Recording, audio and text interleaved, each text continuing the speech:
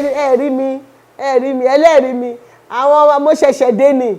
And that's so I was telling the other person there, do you know where he just, he said, the meaning is, mommy, you didn't see me for a long time, I just came back. So the man was saying, did he just come back from the university? I said, I just came back from prison.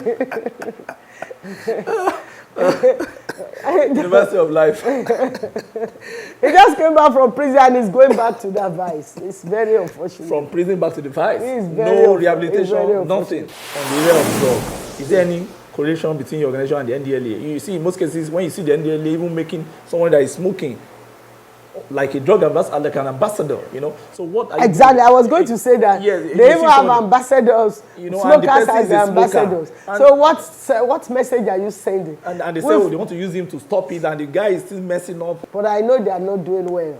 In the area of, they are not doing well because yes, they are not doing well in this area. They may be doing well in other areas, but in the area of curbing this local young men that abuse drugs, they are not doing well because they know them. They know where these things happen. So what we do here, they find it a convenient environment and a friendly environment than going to court. Oh, so they that's the mediator. Yes, the mediator. Wonderful. So they appreciate coming here because they usually come here and they go back as friends. You know, nobody goes to court and go back as friends. Never. When they come to the mediator, they go back as friends.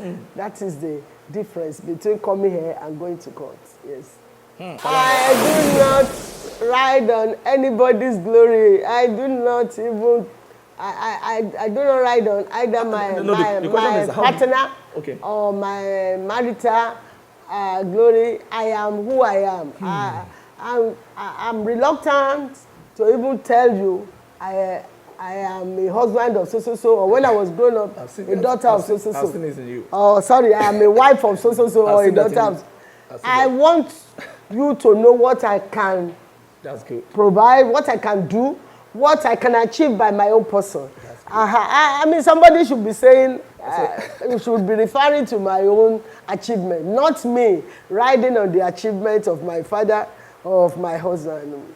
And at the time when I was growing up, the girl child was seen as inferior to the boy child. But in my own family, it was not so. Because of the education. So I didn't grow up to notice that I was inferior to my brothers. And so for that, I grew up to have self-confidence. And that has been my philosophy. I wanted to read medicine too. Okay. I couldn't get into medicine. I eventually read physics. But later in life, after I felt and I discovered that I would be able to touch life more with the instrumentality of law. Okay. And so I decided to go and read law so that I can touch life. And I'm happy today that it has forced me the opportunity to touch lives, to bring up people, and to develop many people.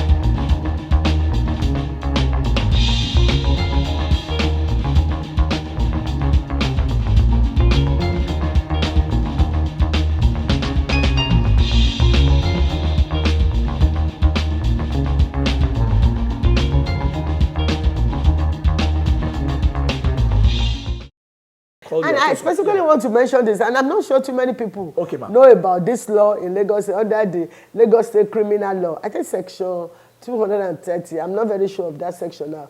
Any man that impregnates a woman and refuses to take care of that woman and the child in her womb is committing an offense that is punishable with 3 years in imprisonment. No, I can't believe it. Yes, and so I've been begging people, come, speak out.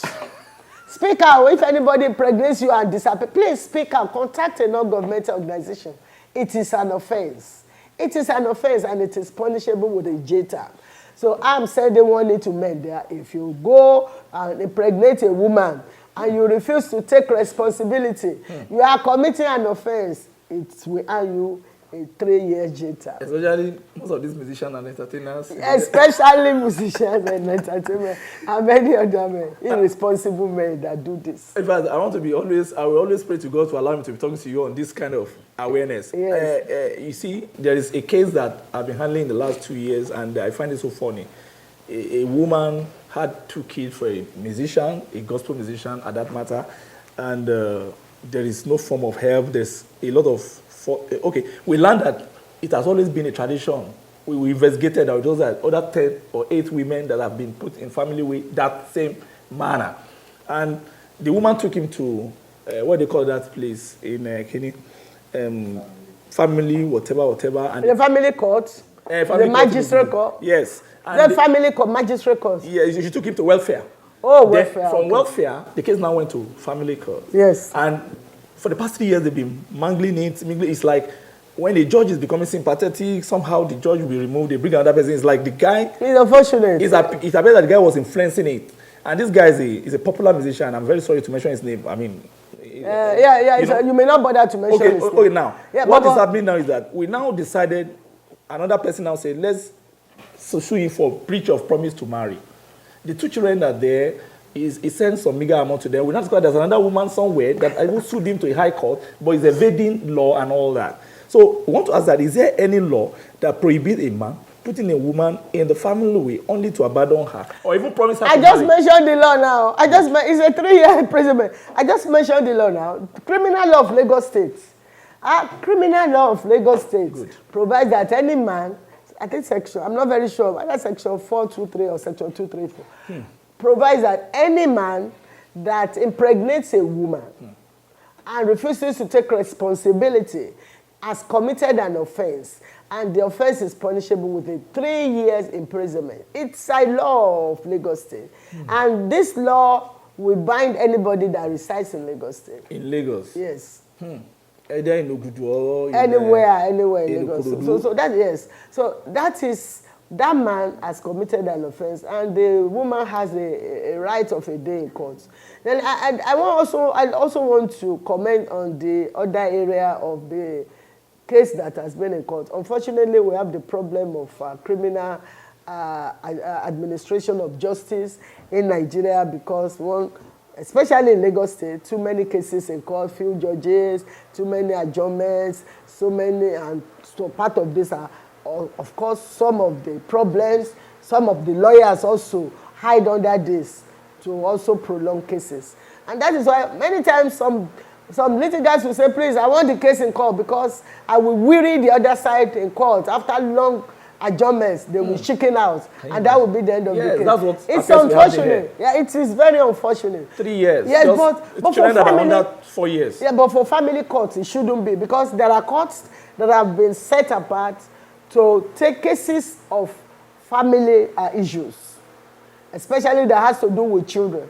Because under the law, under the matrimonial causes section 1, and under the child's rights law section 1 as well, the rights of the child, the interest of the child, the best interest of the child shall be of paramount interest to the court in the consideration of any issue that comes before the court.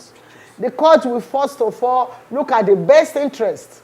The court takes above every other issue the interest of the child or the children. When any case at all comes before the court shall consider the best interest of the child or of the children in the circumstance. So a case that involves the right of the child should not be prolonged. It could have been the error of the lawyer. collab. Maybe the lawyer on the side of the woman. Yes. Or the lawyer. Yeah, or either. Instead, they resign the woman not to go on social media, not to talk on it. They've been trying to gag her and all that. Yeah, and because again, emotional pressure. I know. And it's like there are other women. Yes. And all of them are keeping short. She's the only one coming out. Cases that has to do with the rights of the children and the women and maintenance of the children will usually be considered speedily. Just like human rights cases will also be considered speedily. This is because the courts, the laws expect the court to give the best interest. The best interest of the child should be the priority of the court.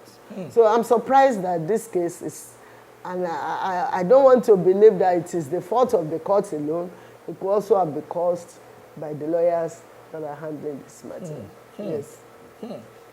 Now, let's go back to yesterday. A lot of children came out and parents were nearly moved to emotion. And some were just thanking you for saving their children from self-destruction, from emotional destruction and all that. Some took their sewing machine, some took their cobbler machine. And the peak of the mail was when a white man came. I think it's an white entrepreneur. He came and he bought a shoe, 10,000 naira, a locally made shoe. And he gave analysis about the power of economic emancipation for young people in Nigeria, vis-a-vis the economy of tribes, Yoruba, Hausa, Igbo, and he gave a fantastic analysis. I came because of Mrs. Falana. She is a sister, also FEMI, who's a brother for me.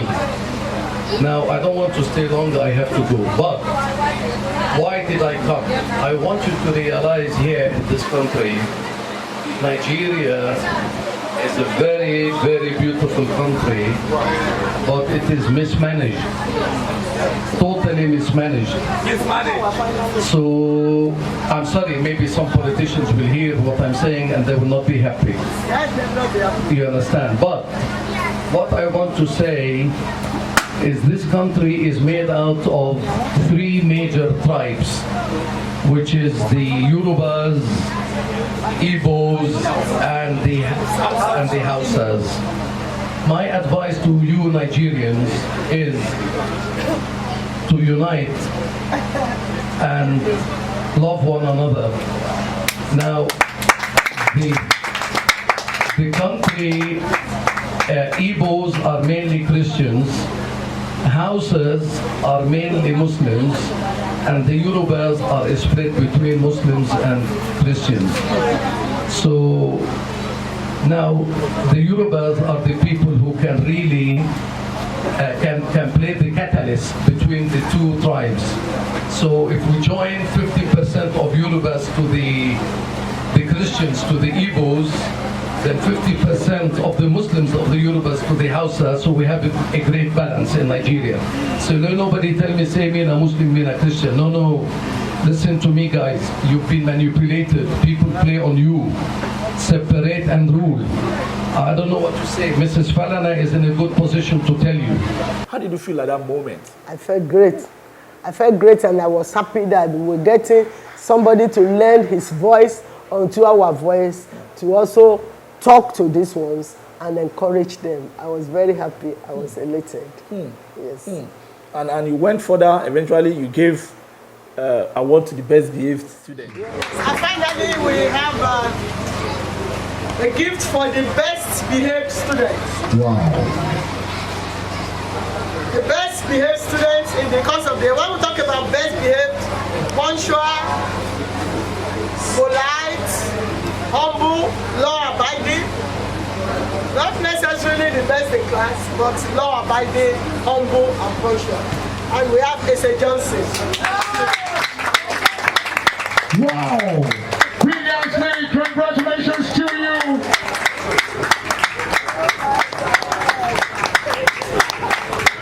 Okay. Congratulations. Yeah, it's an assessment. You have done a great job. That is why you're great. Yes, that was also to encourage you. And you look at the school today, look at what is going on. I'm very sorry to have brought the issue of a musician that died recently. You look at the character of people in the society, smoking, misbehaving. So how do we do what I call it behavioral, science of behavioralism, the behavioral aspect of society? How do we? It's unfortunate, and perhaps that's one of the things that's one of the things, not just perhaps, this of course is one of the things. The cause of what Wella does in that environment. There are many vices that we try to curb, we try to campaign against, and we try to bring these young men, young people out of them. Talking about smoking, talking about gangarism and other things, they are very common in that area. I saw everything. Not just there, different parts of Lagos. No, you don't need to talk about that. I myself have called police to some areas, and I find it so difficult that these guys are smoking, and the police too, in most cases, we come and pacify with them. There is a particular area there that there's one they just buy it as if they are buying. There's one in Lerato, Meron side. They call him Omologo, and all the police in Meron, some of them just condescend to him, and every different place you see drug. So that's it. That is why I said earlier that the campaign we do, and many other NGOs perhaps are doing, should also be complemented by the religious leaders in the churches. Let's talk against this thing. In the mosque, parents at home, the traditional leaders and rulers in their communities, they cannot tell me that they do not know. They have a ballet in that area of Agege. Yes. The man cannot tell me he doesn't know what is happening. So these are the things, let them have meetings, town hall meetings. God bless you. With the parents in the community, talk to them, handle your children, let them know how to handle their children, and talk to them and campaign against this. And I think all this, there are laws, but the laws are dormant. The laws are sleeping. They are sleeping. Of course, law against illicit drugs, but nobody is obeying it. Fact, so we are saying that these people must first of all internalize this discipline to run away from these things before it can be enforced. So if a law is not internalized by the community, it's not appreciated by the community, it will just be a dormant law. And for them to be able to appreciate this law, we also have to appeal to their senses. And that's why I said we have to take it to the grassroots. Let the traditional rulers, the community leaders, the religious leaders, their parents at home, begin to talk to them so that they can appreciate the evil of all these things, the danger, the risk they're exposing themselves to, and not just leave this job into the hands of the few NGOs like Women Empowerment and Legal Aid. Your NGO is loaded with. And of course in schools too. We move around schools to also talk to them. Okay. Human rights clubs. Yes, this year we are starting our Willa clubs in all schools around there, to also let them know that human rights should be included in the curriculum of the school. And they should begin to teach them. Human rights. Yes, they should begin to teach them rights from GSS 1. It will make, even from primary school, it will make meaning to them as they grow up. Their formative years. Yes. That's when it can make meaning to them as they grow up. I know how passionate you are on the area of drug. Is there any correlation between your organization and the NDLA? You see, in most cases, when you see the NDLA even making someone that is smoking like a drug ambassador, like an ambassador, you know. So what are exactly? I was going to say that. Yes, they even have ambassadors, you know, smokers as ambassadors. So what message are you sending? And they say they want to use him to stop it, and the guy is still messing up. We hold different types of programs. Not too long ago, we held Say No to Drug Abuse. We invited NDLA to come and talk to them. So when we have things like that, we organize programs like that to sensitize the community. We try to bring them in, to talk to them. But they are not afraid of NDLA because they know NDLA will do nothing. They know they do. Will they want to tell us that they do not know there are places where they sell India hemp in Agege, where they hawk as if they are selling tomato or pepper or on the street. In Mushin, Agege, Abule-Egba, there are plenty that they know. So they just pretend they run after the big ones that can give them money. The ones that are taking cocaine abroad. They want airports because they know they will be able to collect. Well, let me not be too. Let me not commit a fallacy of generalization. But I know they are not doing well. in the area of. They are not doing well because yes, they are not doing well in this area. They may be doing well in other areas, but in the area of curbing these local young men that abuse drugs, they are not doing well because they know them. They know where these things happen. So it is not difficult for them to go there. But why they are not going there, we do not know. They have left these things in the hands of the few. Even the police cannot even handle it. No, the police find it difficult to handle. The police go there and they come back. Sometimes one of them say, mama, wa, rí mi, ẹlẹ́rìí mi, àwọn mo ṣẹ̀ṣẹ̀ dé ni. And that's so I was telling the other person there, say, do you know where he just, he said, the meaning is, mommy, you didn't see me for a long time, I just came back.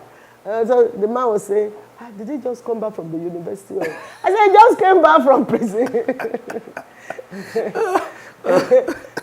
University of Life. He just came back from prison and he's going back to that vice. It's very unfortunate. From prison back to the vice. No rehabilitation, nothing. So when we try to bring them away from there, they will run away again. It's sad, it's sad. But God is helping us. And there are a few other organizations that are also doing what we are doing. Yes. I want to go back to the issue of child marriage. You know, you just mentioned it in the past, the other time. It's not a small thing in the north. And I think Wella needs to focus more on the north. But I want to ask that, is it possible to totally eradicate female illiteracy and child marriage in Nigeria? It is possible, but it's going to be a gradual process. Okay. Because the culture is rooted in the hearts of people. Okay. And it's been a culture that they have grown up with over the years, very many years. So it's not going to get away easily, immediately. So it's going to be a gradual process. But we need to be persistent and consistent. We need to continue to talk against it, to condemn it, and to pressure people to leave this thing and to take it out of the society.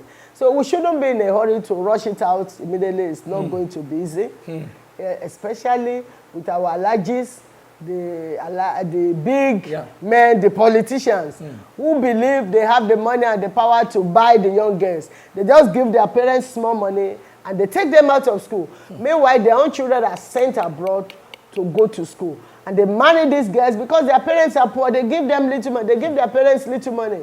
And they take them out of school and put them. Many of them end up with VVF, yes. Many of them become condemned for life. They are destroyed. Emotionally condemned. They are destroyed. A little girl is coming to be a wife to a 70, 60 or 50-year-old Alaji who has many other women. Yes, it's unfortunate. It's very unfortunate. One of the girls that spoke Hausa yesterday was saying exactly the same thing. Yes, was campaigning. That got a machine yesterday. Yeah, she would have been in that. She would have been a victim. She ran away from child marriage and ran to Willa. That was what she was saying in Hausa yesterday. I'm going to give you the video now. Do you have the video? No. Assalamu alaikum warahmatullahi ta'ala wa barakatuh. Ina ƙara godiya ga Mahalicci Allah sarki Rabba. Alhamdulillah rabbil alamin. Allah mun gode maka. Mun gode maka. Mun tabi Annabi Muhammad sallallahu alaihi wasallam. Wannan dama ce kuma ba ko ina yake iya samu. Inda Senior Advocate of Nigeria, Miss Funmi Falana, take it from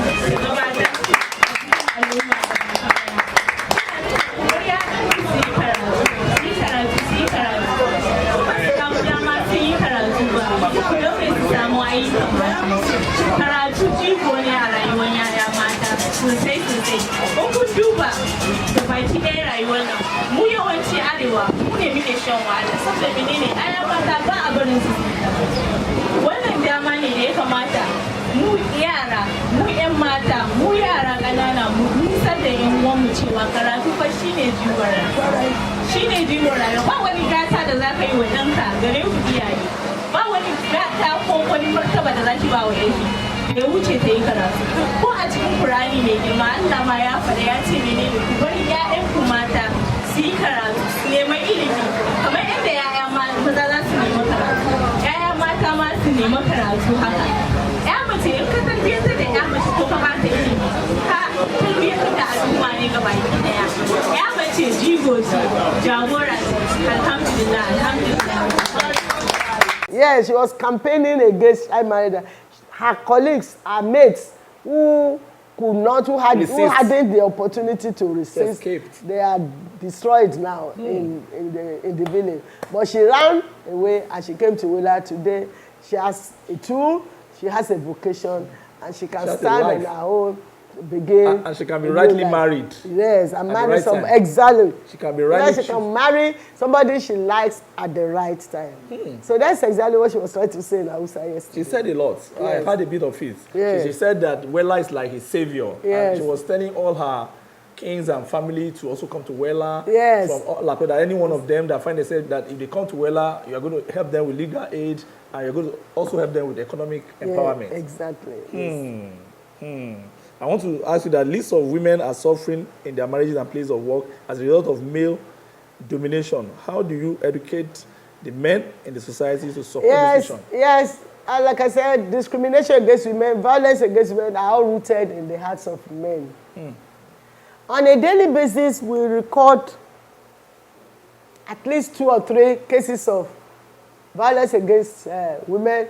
A wife coming to report the husband here. And so we have a program we call the mediator. The mediator. Yes, what we do is to call, immediately they come like that, we call the other man to come and tell his own side of the story.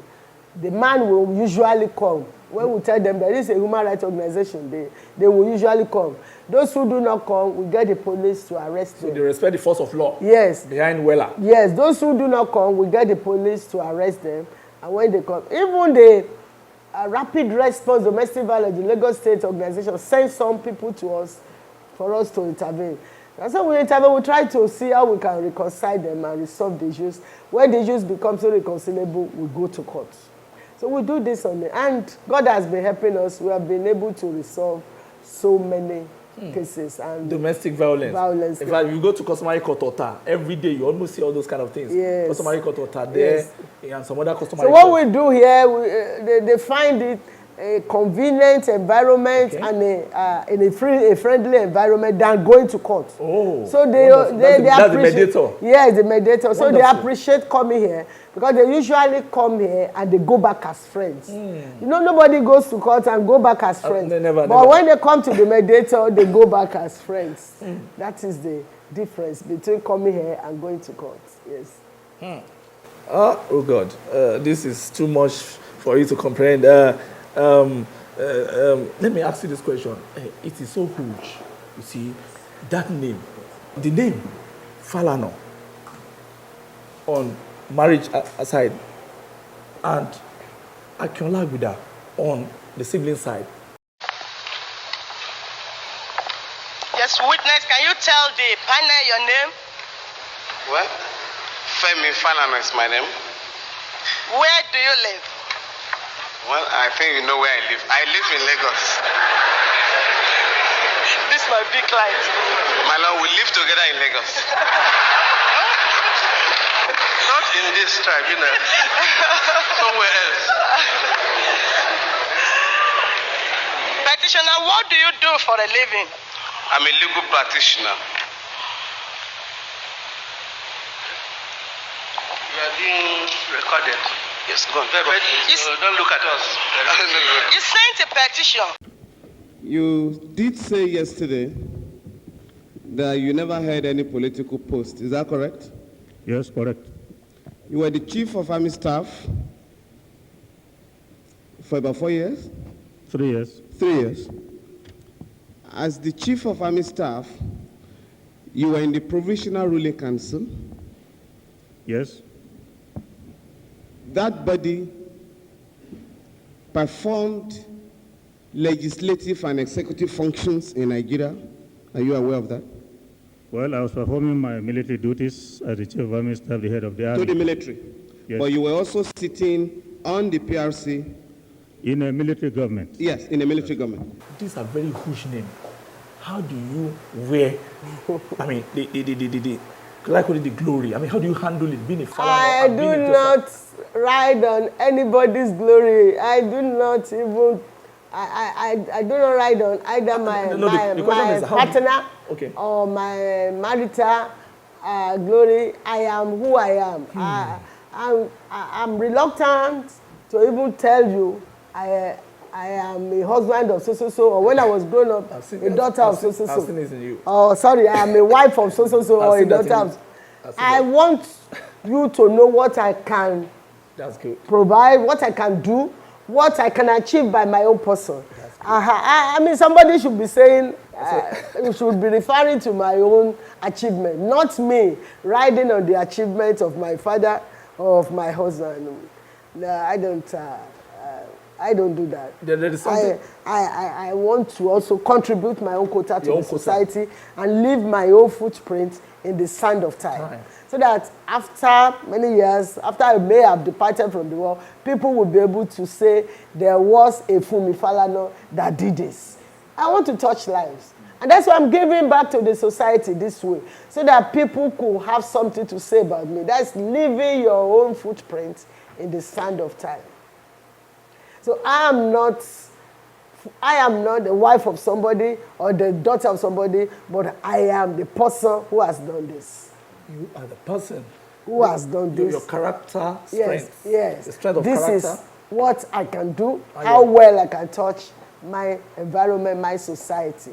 This is my own personal footprint in the sand of time. Your dad was the first justice of Boswana, and that is by the side. That was his own achievement. Yes, I noticed something that he also went to my husband, that was his own achievement. Me, I must have my own achievement. You talk like an angel, a strong person. I've never seen a friend that is too. You are not too material. Yesterday when I saw you at the event, I said, is she this one? His son, and you are mingling with everybody, both the area boys and every other ordinary person. Even on the high table, we are having chefs and teachers. So, but let me ask you that your dad also left medicine to study law. I think Chief Justice advised him to study law. He was into medicine. You went to physics first at the University of. Oh, you've really read a lot about me. And you are even working. Then something just. Yes. I don't know why you now went to law to study in UNILAG. Were you saying something with your dad? Because that too was into medicine? No. I wanted to read medicine too. Okay, man. I couldn't get into medicine. I eventually read physics. But later in life, after I felt and I discovered that I would be able to touch life more with the instrumentality of law. Okay. And so I decided to go and read law so that I can touch life. And I'm happy today that it affords me the opportunity to touch lives, to bring up people, and to develop many people. This is a soft-style question. I used to ask people that, what was that thing, the philosophy your dad gave you, that is still working your life to today? Because I know your dad is a strong man and is a man of discipline. The philosophy. Yes, philosophy. The philosophy he gave me is that to always